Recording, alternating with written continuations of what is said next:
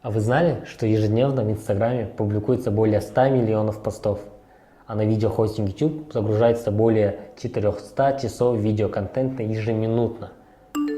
О, еще один пост. Тут сказано, что я должен бросить работу и выйти из зоны комфорта. Правда, не уточняется, что делать, если у тебя жена, которая не работает, и двое детей, которых нужно воспитывать. Понимаете, в этом-то и проблема 21 века. Век цифрализации и глобализации. Век огромного количества информации и данных, проверенных и непроверенных.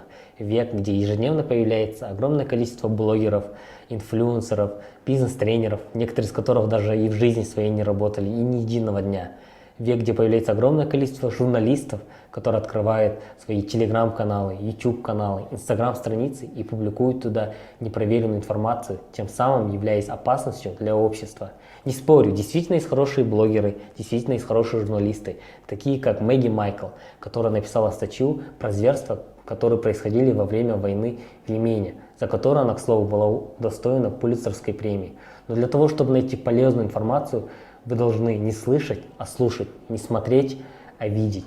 Ведь испокон веков миллионы людей наблюдали за тем, как падают яблоки. Но только Исаак Ньютон задал вопрос, почему. То же самое с информацией. Ежедневно миллиарды людей получают огромный поток информации и данных, как проверенных, так и непроверенных, как достоверных, так и недостоверных.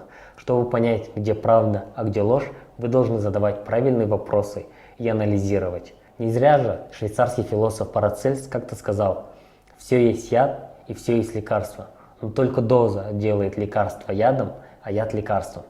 А сейчас я хочу назначить минуту молчания в честь правды и достоверности, которая умирает в век цифрализации.